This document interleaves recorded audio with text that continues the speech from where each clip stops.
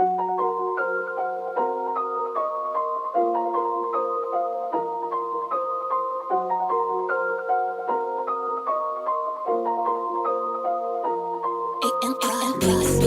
right, hello everybody, and welcome to the SIMM webinar series. We've got about 35 delegates today online, so thank you for all of you and supporting the Southern Eastern Mining Metallurgy. I'm Gary Lane from Vuma Collaborations, and I'm the chairman of the Technical Program Committee for the SIMM. Today we've got the honor of having Andrew Kinghorn presenting for us.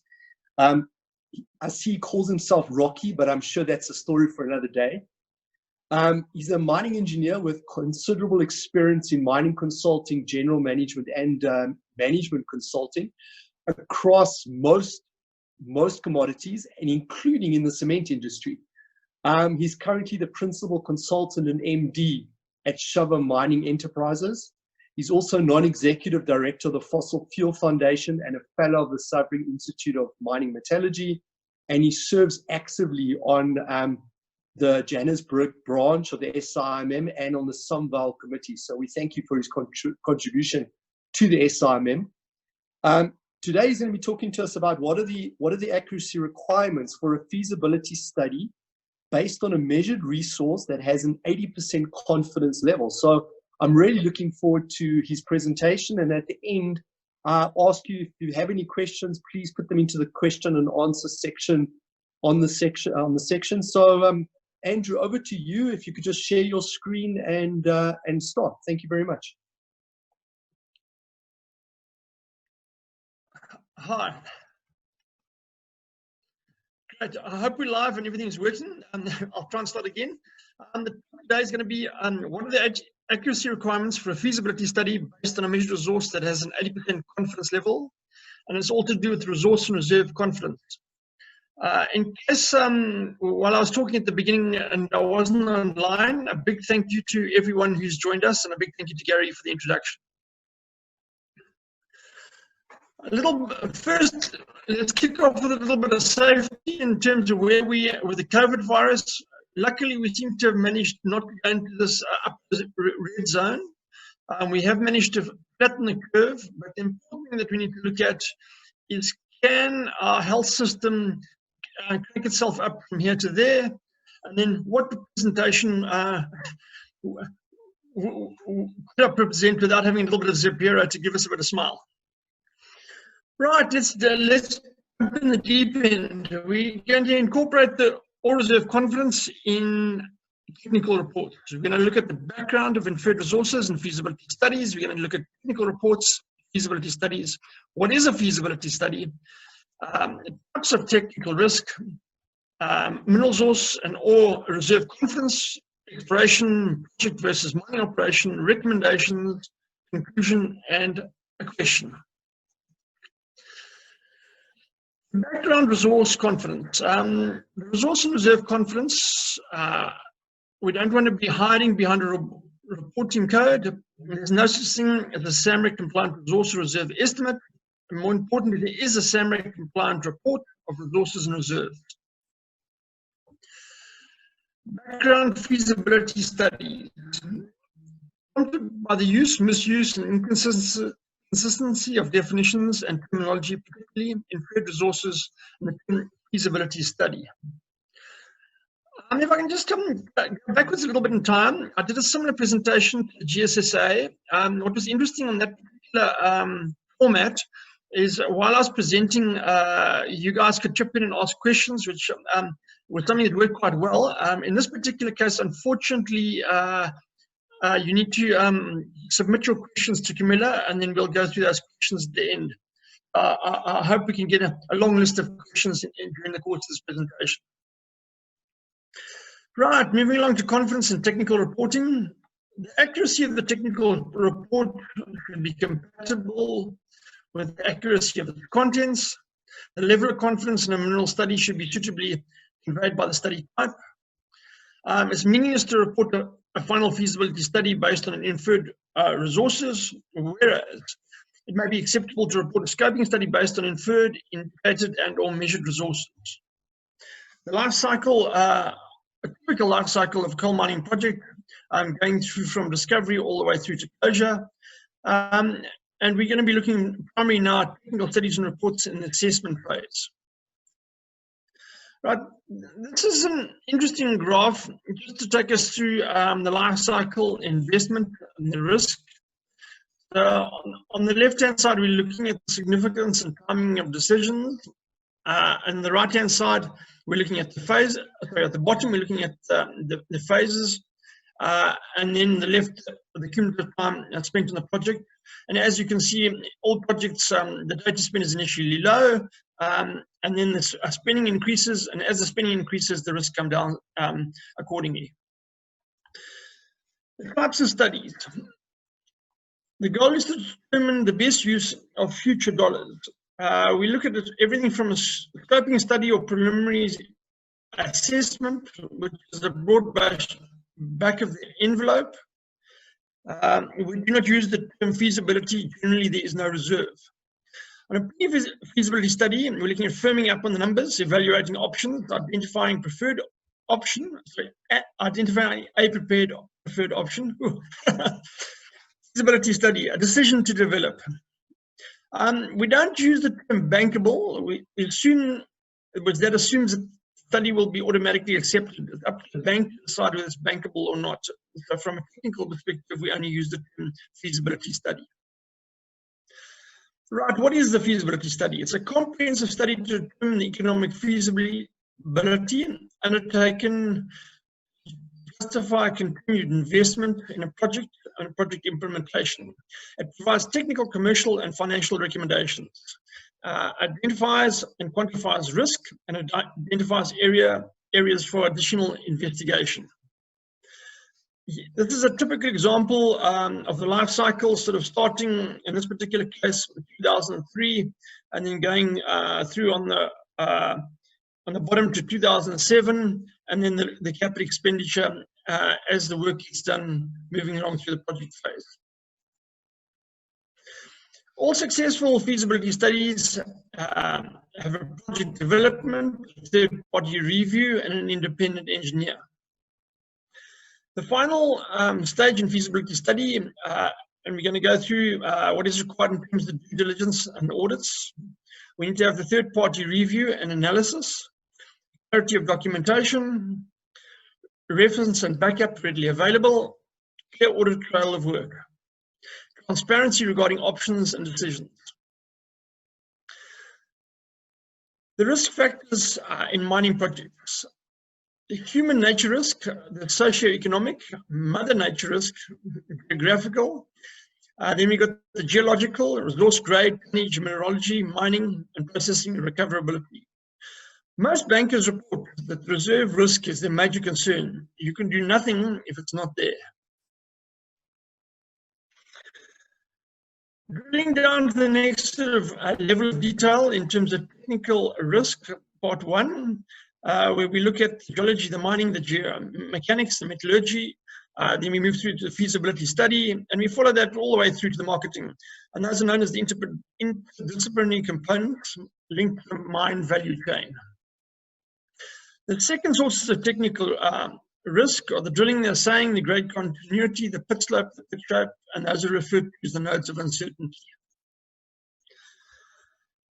Third source of technical risk, starting at the bottom, where we look at everything from the ore definition to the mine planning, moving to resource and reserve estimates, moving up that pyramid to the recovery, revenue, and commodity prices, on into capital and operating costs, then determining a discount rate and culminating in an NPV. And I think this NPV is an important element of what we're trying to achieve. And then in terms of the risk, how accurate do we expect our feasibility study to be? It's an iterative study process where we move through everything from exploration and geology, the resource evaluation, definition, the mining, the selectivity, the recovery or loss, processing, the infrastructure and service, and finally the commercial and financial, which is sometimes referred to as the cash flow model. I think this is a table we're all very familiar with. It's figure one from Tamrick. And this really defines the levels of confidence from a geological perspective. Now, as you can see, from the geological perspective, it moves starting at inferred, onto indicated, and then to measured.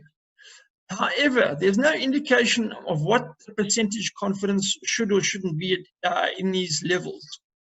On the reserve side, we've got probable and proved, and then we've got a whole host of the normal mine modifying factors, which include mining, metallurgy, processing, infrastructure, economic, marketing, legal, environmental, social, and governmental factors. Now, what's interesting, if we look at how Sam Mogg defines that figure 1, and as you can see, it ranges from the right-hand side where you've got a P10 level of confidence up to a P90. So everything in this area over here, there's an 80% confidence that that's what's going to be found. So when we're looking at a proved reserve, we're looking at a 90% confidence level. We don't have a table of this nature in SAMREC. SAMREC resource and reserve classifications, there's so many variables and very few hard benchmarks. We're good with transparency, we're good with materiality, we're good with confidence, but we're not always consistent, unfortunately.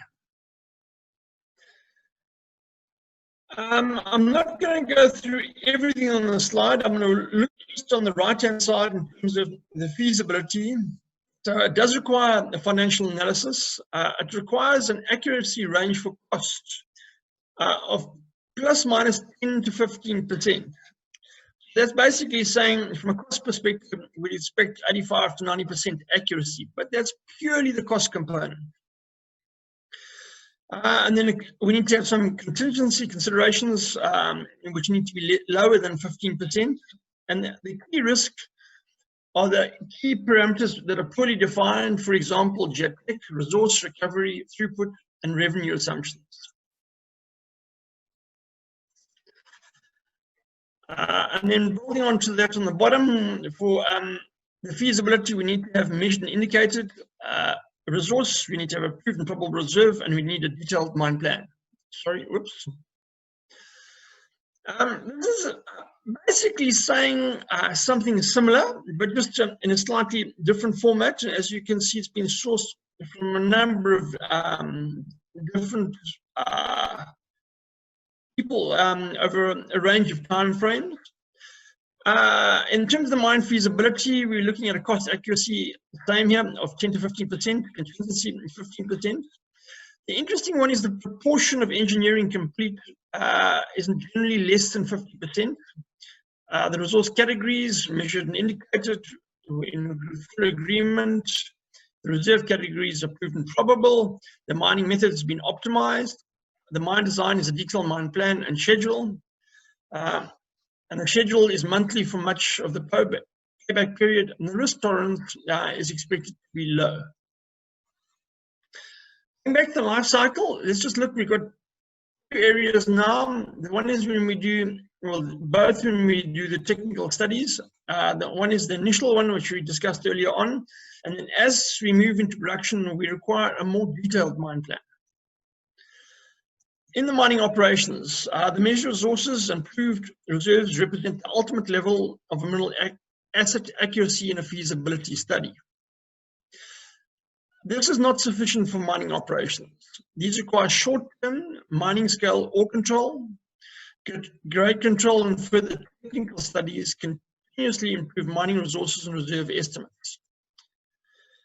We need to do a reconciliation to assess the reliability of the resource, the reserve, the ore body determination, and the extraction. Okay, this is where I'm going to toss a curveball in here and ask the question, what are the accuracy requirements for a feasibility study based on a measured resource that has an 80% confidence level?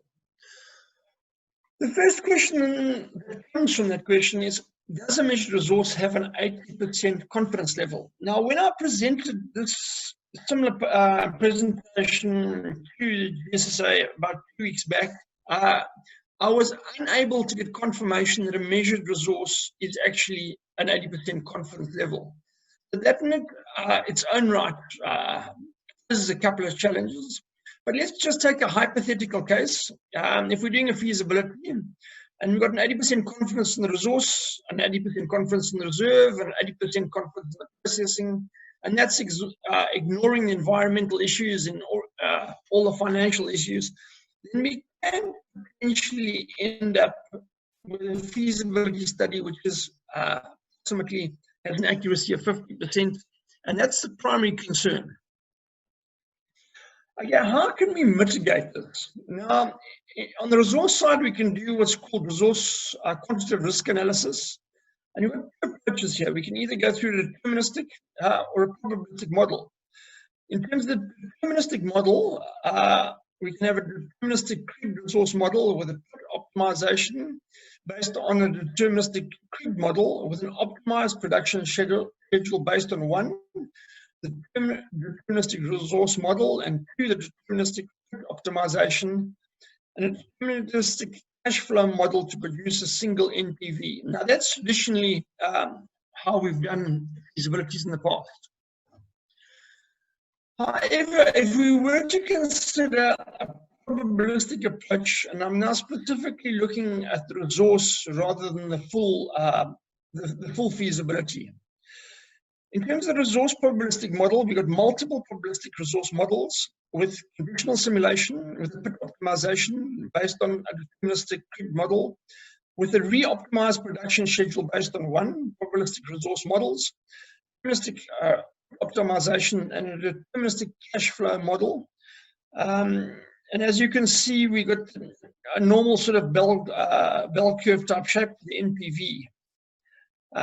Where N is the realizations, conditional simulations with an equal probability iterations, i.e. which equals 1 to N by, firstly using the deterministic derived optimized, 2 recalculating the optimized schedules, and 3 recording the resultant cash flows. What's driven this requirement for this second, more detailed type of resource modeling? The Warren study was done a while ago in 1991. We looked at 35 Australian gold mines. And what we found is that from a capital cost estimate, we could be 48% over or under. The operating costs could be in the order of 57% over or under. But now this is where it gets intriguing. The gold ounces were generally overestimated by some 70%, and the grade was overestimated by 94%. So working on this, certain consultants decided to look at probabilistic modeling to try and come up with some more accurate determinations. The recommendations, we need to firm up the definition of resource categories and study types. We need to remember that for inferred resources, the inferred mineral resource is a portion of the deposit with reasonable prospects for eventual economic extraction. The outline of the economic assumptions and discuss the confidence and cut-off grades and the scale of selectivity for reported tonnage and grade. It could be reasonable to expect that the majority of inferred mineral resources would be upgraded, could be upgraded, indicated mineral resources with continued exploration. Exploration is not enough on its own. And the second part of the recommendation is perhaps we could consider the use of some other codes, for example, ETC. We can look at no reporting of the resources, the reserve requirements, completion of a feasibility. We can look at SIM in our 43.1 Canadian versions. The technical report, which is required to support public reporting. We can look at a definition of study types and use of resource and reserve categories. We shouldn't use the term feasibility, may not, when relying on inferred resources if no reserves are reported, and a consistent report format for a technical report.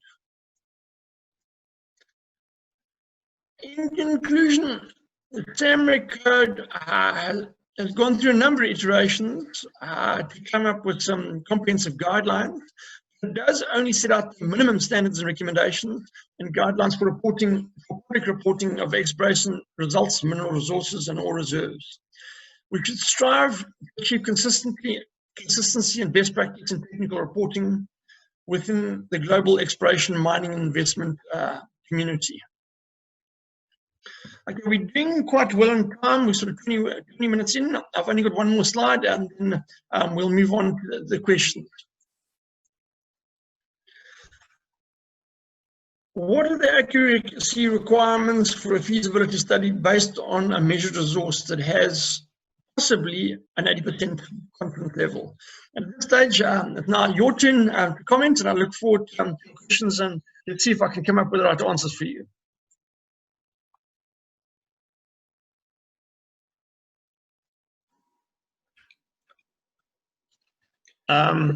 Great, thank you very much, Andrew. I'm going to now look if there's any questions, and let's have a look at some of the questions. So we've got question 1 here from Hannes. Is your level of confidence in the report based on the lowest level of information, i.e., can you call a study full feasibility if components are at scoping level? Good question. At scoping level, you can't talk about a feasibility study. Your scoping level will normally be based on inferred resources. However, a scoping study can also be based on inferred, measured, and indicated, but you would not expect any reserves to be declared, and you can't, inferred resources are not suitable for a feasibility study. All right, thank you, Andrew. Got question 2 here from Carlo. Why don't you consider environmental aspects as a risk? I touched on very lightly in one comment. It's a very valid point. It's a huge element of risk from the environmental side and from the socio-economic side. So yes, I think in this presentation I haven't sort of gone down to the nuts and bolts level. I sort of went along the top, and on the sort of risk, we sort of said, okay, well, 80% confidence in the resource, 80% in the reserve, 80% in the processing. But I didn't include elements like environmental or like the social or the financial modeling. So just to demonstrate by just using 3 particular risks, we could end up with a very detailed feasibility study, but we might only have a level of accuracy of 50-odd%. And I think if I can use a case study for that, let's look at Port Sassel and what's happened in America. Now, there are a number of unique reasons why that project is where it is, but when the little numbers gang up in you can be out by quite a significant margin, which one would not have expected from a detailed feasibility study of that nature. Well, thank you, Andrew. Yeah, next question, and hi, Inti Furifo, and thanks for your question here. At which point in the project life cycle development process of a greenfields mine do you apply for a mining right? Is it during the pre-feasibility or the feasibility study? That's a jolly good question. And I think, so when you apply for a mining right, just to confirm? Yeah, when you apply for a mining right, Andrew, yes. Okay, so let's go through. We start off with a prospecting right. So that gives us the opportunity to go and do some drilling. Based on that drilling, we can then do a scoping study. And one of the outcomes of that scoping study could be that we would then recommend moving on to a pre-feasibility study, at which stage we would then want to apply for that mining right at the same time. But I think if you look, a feasibility study time frame wise would take an order of 6-odd months, a feasibility about 9-ish odd months. So we're looking at 15 months it's probably going to take that sort of time frame to do your documentation, to do your application, and have it receive the necessary approvals. Okay, Andrew, thank you very much for that. Our next question comes from James Wilson. He says, hi, Andrew. Regarding the feasibility study accuracy, if cost accuracy is plus or minus 15% for each input, then overall error of NPV output could be a cumulative of the error bars on the inputs. Therefore, NPV accuracy could be far in excess of 15%. If the feasibility NPV accuracy has to be within 15%, negative or positive, then cost input accuracy needs to be very much tighter, perhaps of the order of 1 to 2%. Would welcome your opinion on the overall accuracy of feasibility study NPVs.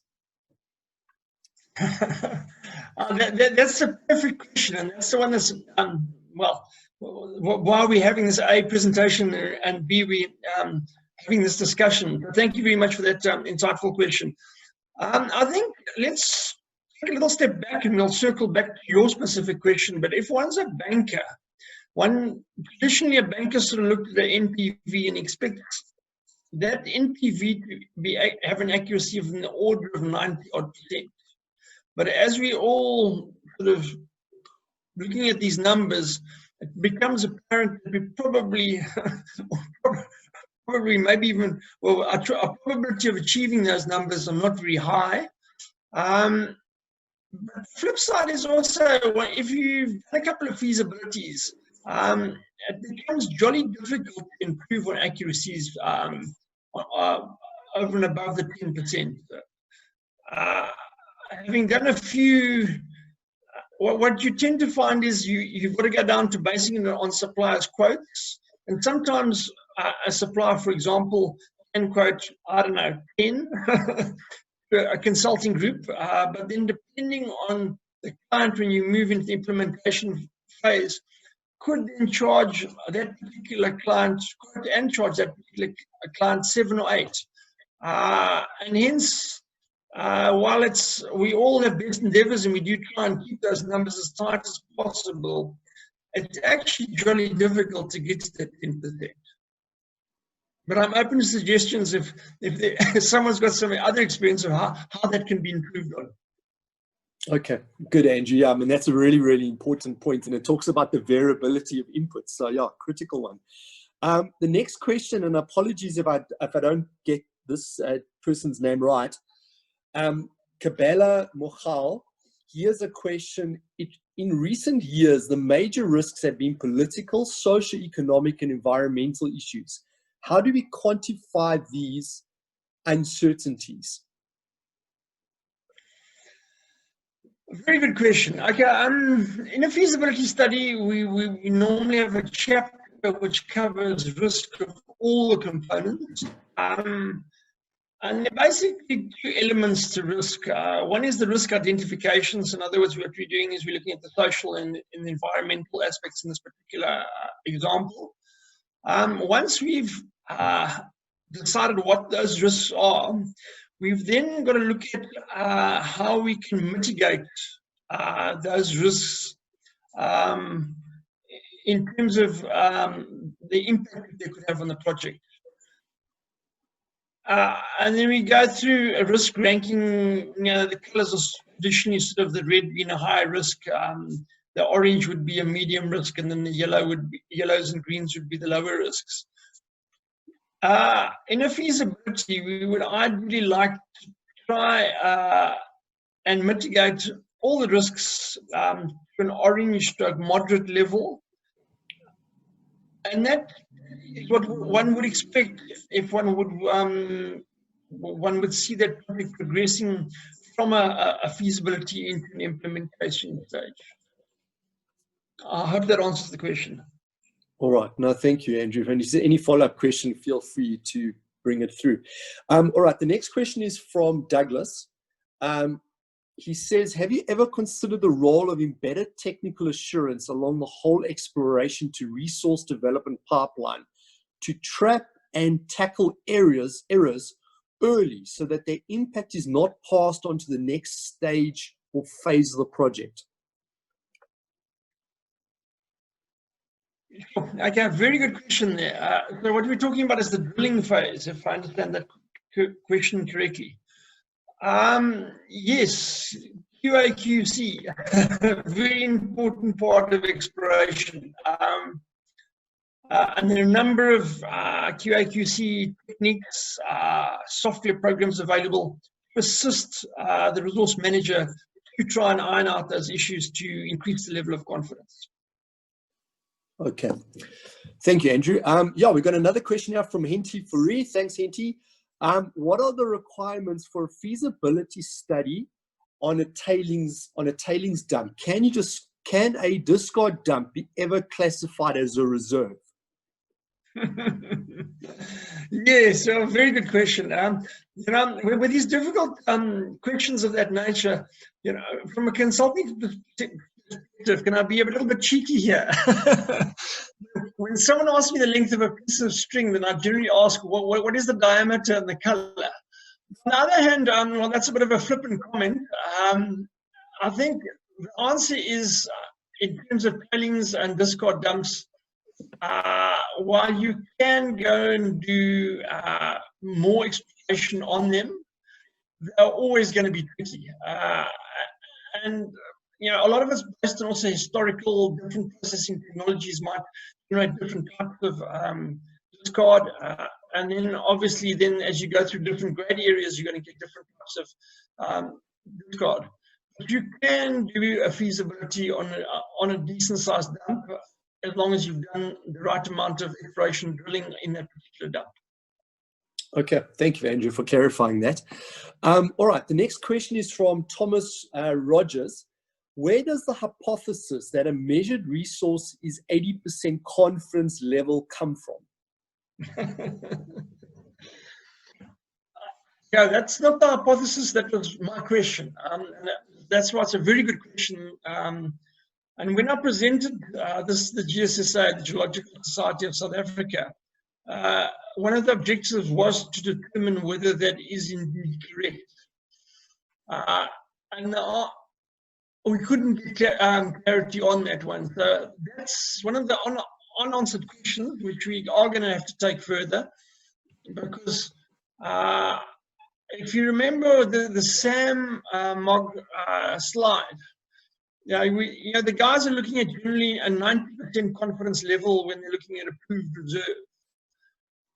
So while the SAM MOG code calls for and generates that type of answer, in terms of SAMREC, we don't have that percentage level of confidence. We just have 3 categories rather than percentages. Okay, Andrew, thank you very much for that. All right, the next question is from Renius. I hope I said that right. Andrew, as you rightly mentioned that the greatest risk is on the resource and reserve, there is the concept of eventual economic extraction. How does one then assess this possibility of eventual economic extraction? Any guides in this regard, please? Right. Okay, let's just talk about 2 concepts here. One is a scoping study, which is what we generally call the beast here in South Africa. The Canadians prefer to call it something slightly different. They term it a preliminary economic assessment. Both are similar. Generally speaking, though, the preliminary economic assessment is a very detailed financial model, but based on very loose assumptions, which I prefer to stay away from and work more with the scoping study. So the objective, though, is you want to have a very simplistic financial model to determine economic viability. And then what one can do, for example, I'm just using a silly example here. Let's just say, for example, the gold price is $1,700 an ounce. And in our particular project that we're looking at, it's not economically viable. Then what we could do is we could run the sensitivity and say, well, okay, at $1,800, $1,900, and $2,000 an ounce, when would this project become viable? And I found that's a very useful tool at a feasibility study, at a scoping study level. And then also when backtracking, when doing a feasibility and looking at the financial model, one needs to then generate a break-even cost to determine what the actual break-even is for a particular project. And then looking at the historicals, which is backward-looking, which is always good. But then looking forwards then becomes a little bit more difficult. And that's where one has to be careful when using economic forecasting. All right. Okay. Thank you, Andrew, for that question. Yeah, everyone, thank you. Keep these questions coming. You've still got about 20 minutes of Andrew's time, so please take advantage of that. I've got another question here from Jimmy. How to quantify accuracy in terms of environmental, social, legal, and government factors? Okay, that was very similar to the earlier question on this. And I touched on the fact that in the risk chapter, one would want to identify all the risks in each category in the social and labor. For example, they're normally financial commitments. And then one has to look at the robustness in that particular case of the financial model and whether the project's actually able to carry those particular risks. Because I think in South Africa, what has happened in the past is that companies that have gotten in financial trouble have not met their social and environmental obligations, and can and has resulted in the loss of mining licenses. Okay, wow. Okay, Andrew, thank you for that insight. All right, the next question here comes from Gerard. He says, traditionally, companies and engineering consultants place far too much emphasis on the CapEx estimates, neglecting the higher risks of getting the reserve grade, ramp up OpEx, and ongoing capital wrong. And as shown in one of your slides, has this changed over the years, or is the emphasis still on CapEx?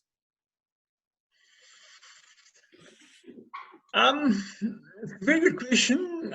The emphasis will always be intense on the CapEx side, but I think what SAMREC's done over the years is that the code has been changed, adapted, and upgraded with time to improve the confidence in the resources and the reserves.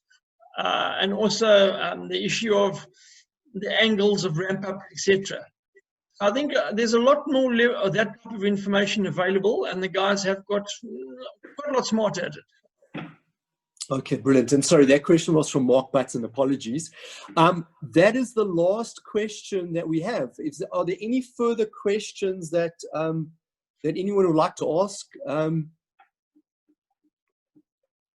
Otherwise, if there's no more, Andrew, have you got any closing remarks you'd like to make to our delegates that are online?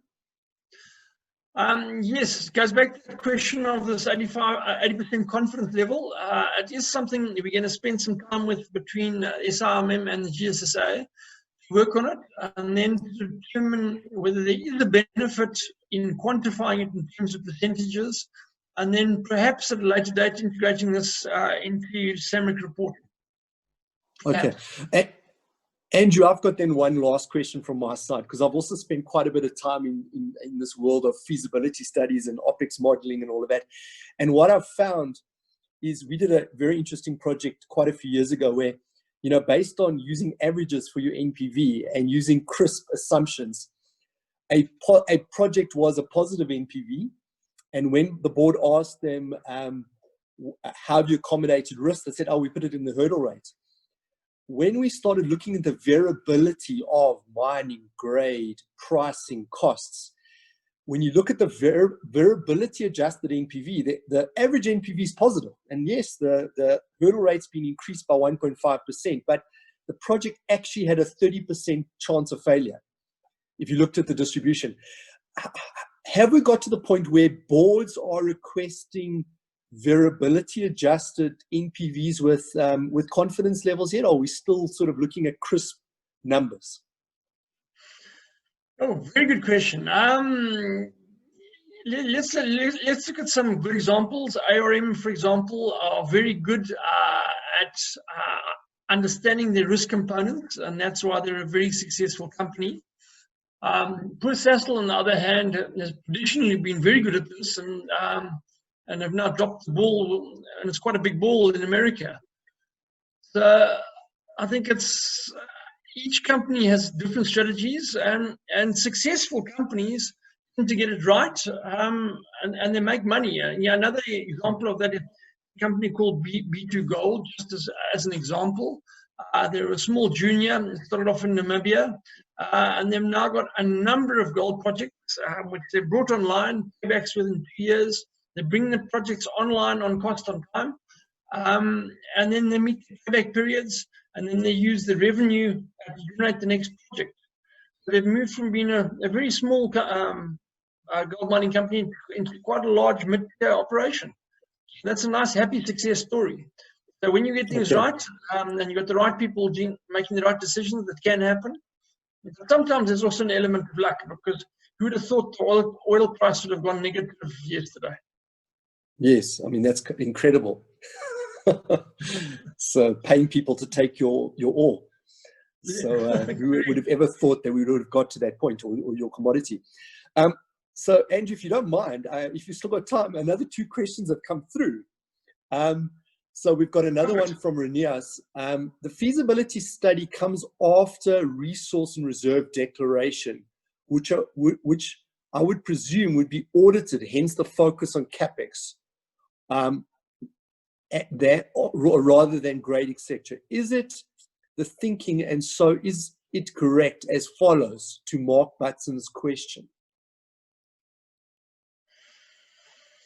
Okay, let me try and answer that one, but it's a very good question. When one does a feasibility study, the resource and the reserve chapters are 2 chapters of a feasibility. So much the same as CapEx and OpEx are chapters within a feasibility. So in theory, if all the chapters get the equal amount of weighting, they should all be equally important. What has happened, and I've seen feasibility studies, they haven't actually had a risk chapter at all. So not only have the guys not applied their minds to the risk, they haven't mitigated those risks. Yeah, and those risks, in every single chapter, there's an element of risk, but which needs to be identified and managed. Okay, Andrew, thank you for that. All right, Andrew, we've got a question here from Joel. Due to the time it takes to conduct a feasibility study, is a confidence level dynamic or static throughout the feasibility study process? Very good question. Well, there are 2 things that come out as you move towards the end of the feasibility. The first is a simple one, is one has to look at assumptions that have been made. And often assumptions are made at a moment in time, and they are being noted in everyone's black books. And those assumptions need to go and be tested to determine their validity and to determine whether they're still correct, or whether additional work needs to be done on those assumptions. And funny, it sounds very simple, but a lot of feasibilities have got along the way for not going back to revisit some of those simple assumptions. So that's the one element of that. I'm just trying to think, there's a second element here. I think, can you just repeat that question again? Yeah, so due to the time it takes to conduct the feasibility study, is the confidence level dynamic or static through the feasibility study process?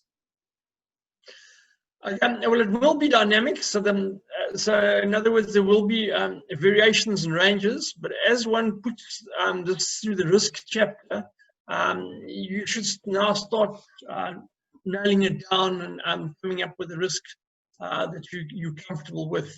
So it'll be an output of the risk chapter. Okay, great, Andrew, thank you. So that draws us to the end of the questions. So thank you to everyone for contributing. Please, we'd love to see you on the next webinar. Please go onto our website. You're also more than welcome to mail Camilla You would have seen a mail from her when you confirmed your Zoom session. If you've got any ideas of future webinars that you'd like to see, or just get a list of the future webinars, please feel free to mail her.